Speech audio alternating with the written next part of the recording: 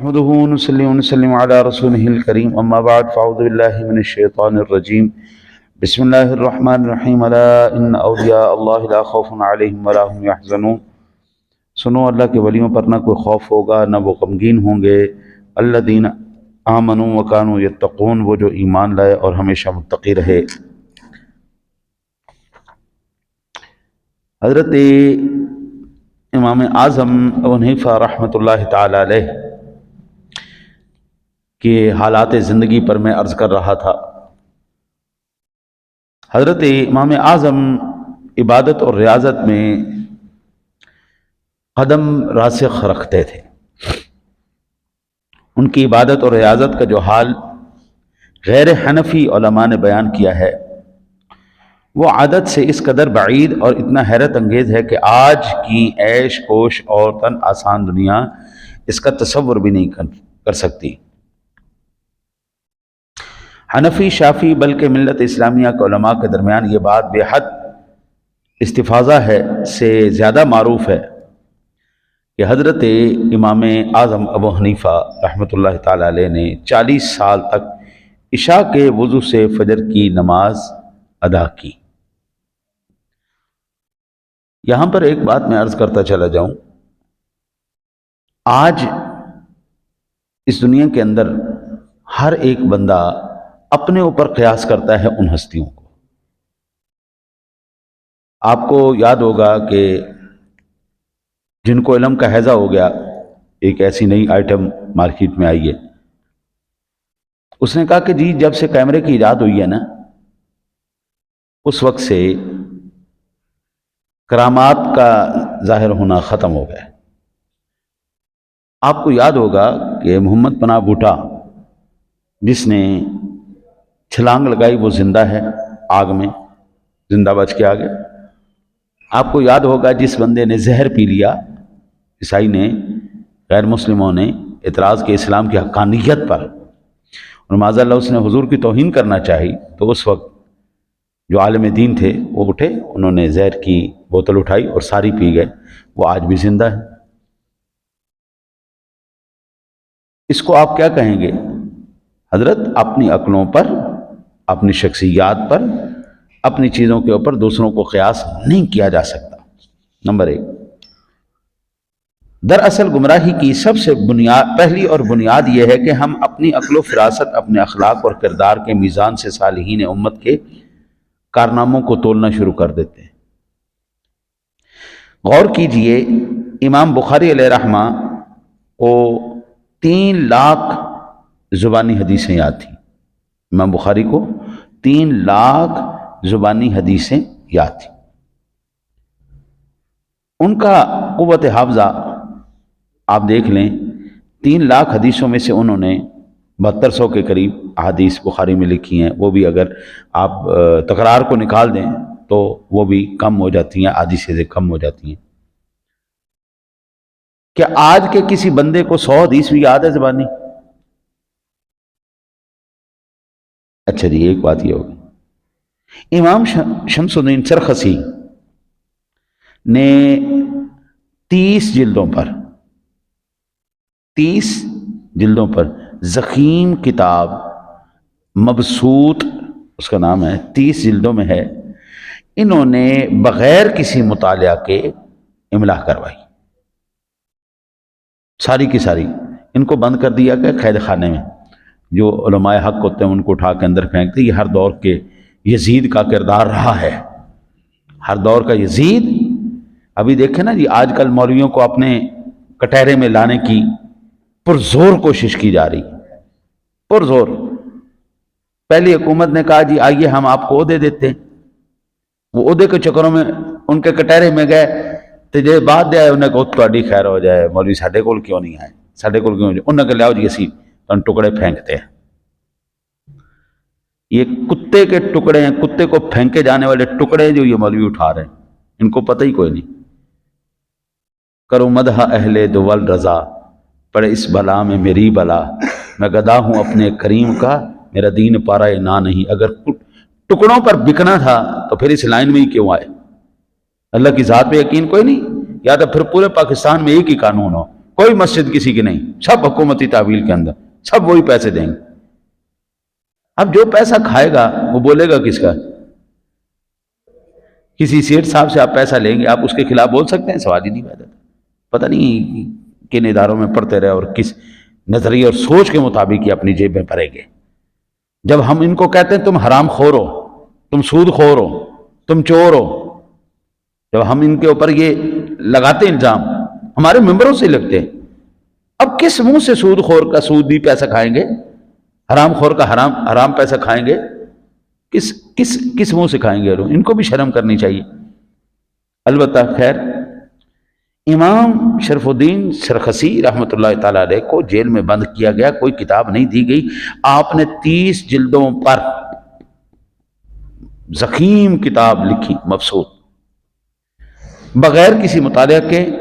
صرف مبسوط ہی نہیں، امام سرخسی نے مبسوط جیسی کئی ضخیم کتابیں قید خانے میں بغیر مطالعہ کے املا کروائی۔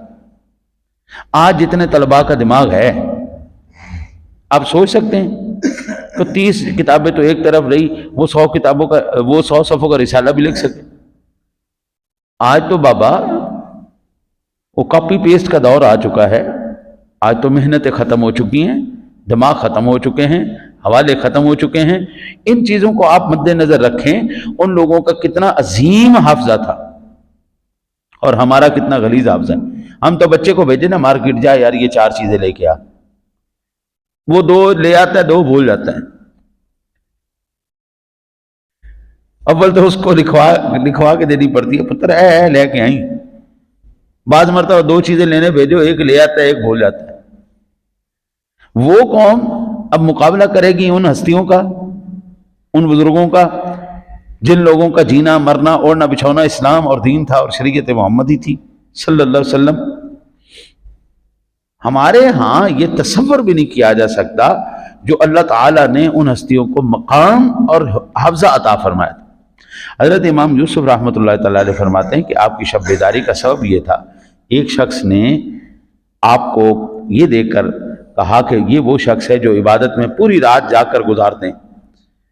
امام اعظم ابو حنیفہ رحمۃ اللہ تعالیٰ علیہ نے سنا تو فرمانے لگے ہمیں لوگوں کے گمان کے مطابق بننا چاہیے۔ اس وقت سے آپ نے ساری رات جا کر عبادت کرنا شروع کر دی، یہاں تک کہ عشاء کے وضو سے صبح کی فجر کی نماز پڑھایا کرتے تھے۔ 40 سال تک لگاتار آپ کا یہ معمول مبارک رہا۔ آپ میں سے شاید کسی نے یہ نظارہ کیا ہو، بعض مرتبہ بندہ پڑھنے بیٹھتا ہے، میرے ساتھ کئی مرتبہ ایسے ہو جاتا ہے، عشاء کے بعد جب ہم پڑھنے کے لیے بیٹھتے ہیں، لائبریری کھولتے ہیں، پڑھنے کے لیے بیٹھتے ہیں، پڑھتے فجر کا ٹائم ہو جاتا ہے، پتہ ہی نہیں چلتا۔ بندہ کتابوں میں اتنا مگن ہو جاتا، کوئی جو ہے وہ ڈسٹربنس ہوتی نہیں، بچے سو رہے ہوتے، سکون سے بندہ مطالعہ کرتا ہے، کتاب کی سمجھ میں آتی ہے، مزہ آتا ہے۔ عام کتاب عام بندہ مہینے میں جو نہیں ختم کر سکتا، جس کو ذوق مطالعہ ہے، وہ 15 دن میں، ہفتے کے اندر وہ کتاب ختم کر دیتا ہے۔ بات تم ذوق مطالعہ کے جتنی گہرائی میں آپ جائیں گے، اللہ تعالیٰ اتنا آپ کو فضل عطا فرما دے گا۔ حضرت فضل بن وکیل کہتے ہیں کہ میں نے تابعین میں امام اعظم حنیفہ کی طرح کسی شخص کو شدت خشوع سے نماز پڑھتے ہوئے نہیں دیکھا۔ دعا مانگتے وقت خوف خدا بندی سے آپ کا چہرہ زرد ہو جاتا اور کثرت عبادت کی وجہ سے آپ کا بدن نہ کسی سال خوردہ مشق کی طرح، پرانی مشق کی طرح مرجھایا ہوا معلوم ہوتا۔ ایک بار آپ نے رات کو نماز میں قرآن کریم کی تلاوت مبارکہ بل الساعۃ موعدہم والساعۃ ادھیٰ وامر کی تلاوت کی، پھر اس کی قرات سے آپ پر ایسا کیف طاری ہوا کہ بار بار اسی آیت کو دہراتے رہے، یہاں تک کہ مؤذن نے صبح کی اذان کہہ دی۔ صبح کی اذان تک پڑھتے گئے۔ اب آپ یہ دیکھیے، امام اعظم لمبی نماز پڑھنے کے بعد پھر خوب دعا مانگتے۔ ہم اپنے آپ کو امام اعظم سے کمپیئر کریں گے، جو قوم جمعے والے دن وہ نماز جس کی قضا کوئی نہیں، وہ ادا ہی ادا ہے، جمعے کی نماز، وہ نماز ہفتے میں صرف ایک دفعہ ہم نے پڑھنی، صرف ایک دفعہ۔ وہ نماز کے صرف فرض پڑھتے ہیں ہم، خطبے کے ٹائم کوئی خطبہ کو نہیں سننا، نماز کے ٹائم آنا ہے، صرف 2 رکعتیں پڑھنی ہیں اور اٹھ کے ایسے دوڑنا ہے، اللہ اکبر اللہ اکبر، جیسے کئی 100 سال کا قیدی جو ہے وہ بیچارہ آج اس کو رہائی ملی ہے اور آج وہ اپنے خاندان سے ملاقات کرے گا۔ ہم مقابلہ امام اعظم کے ساتھ کریں گے۔ یہ وہ لوگ جن کو تقوی کی تے بھی نہیں معلوم، جن کو خودداری کا خے بھی معلوم نہیں ہے، اور یہ لوگ مقابلہ کریں گے ان ہستیوں کے ساتھ۔ ایک جو ہے نا جی وہ نئی جو ٹریول ایسوسی ایشن کی نئی پروڈکٹ مارکیٹ میں آئی ہے، ہاں جی، وہ اپنے آپ کو پتہ نہیں کون سی ایسی بلا سمجھتا ہے کہ 1400 سال پہ سے کسی کو دین سمجھ میں نہیں آیا، لیکن جہلم کی نکی سی جو اکیڈمی میں ایک بندے کو بیٹھے دین سمجھ میں آیا 1400 سال بعد، باقی تو سارے پاگل تھے، بیوقوف تھے، انہوں نے تو کچھ کیا ہی نہیں، ہاں جی۔ سیدھا رسول اکرم صلی اللہ علیہ وسلم سے دین چلا اور سیدھا ان کے پاس آیا، بیچ میں کوئی واسطہ نہیں، کوئی لینی دینی کوئی نہیں۔ مجھے بڑا تعجب ہوتا ہے کہ بلا قرآن پاک ہمیں کچھ اور راستے بتا رہا ہے، یہ راستے ہمیں کچھ اور بتا رہا ہے۔ قرآن پاک ان کی تعریف کر رہا ہے، سادہ سی بات ہے، جو پہلے لوگوں کا حفظہ تھا وہ ہمارا حفظہ ہے۔ آپ اپنے بابے دادے کوئی اگر کوئی زندہ ہے اس میں، مجھے یاد آیا یہ ہمارے سلیم صاحب، ان کے جو خان صاحب ہیں، ان کے والد گرامی سے میں ملا، اب وہ فوت ہو گئے، یہ گئے تھے،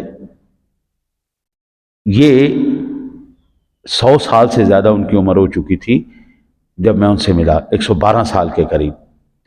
112 سال کی عمر میں اس بندے کو یاد تھا میں نے کب کس جنگ میں اور کہاں پر میں نے حصہ لیا۔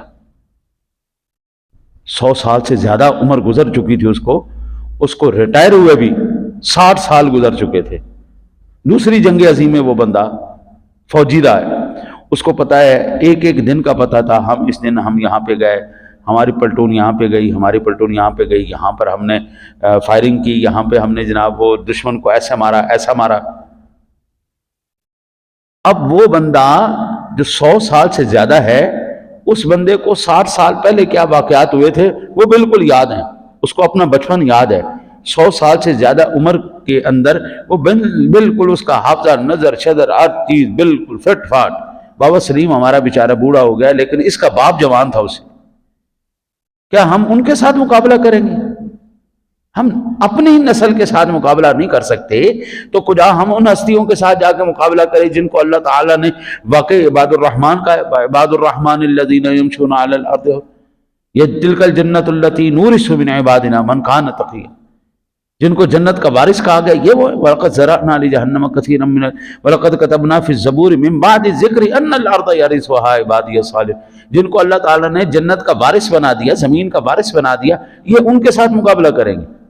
بس دعا کرو ہم سے ہماری ان کے ساتھ نسبت ہی ہو جائے، محبت ہی ہو جائے، ہمارے لیے اتنی کافی ہے۔ دعا کرو اللہ تعالیٰ آپ کو مجھے عمل کی توفیق عطا فرمائے۔ اللہم صلی علی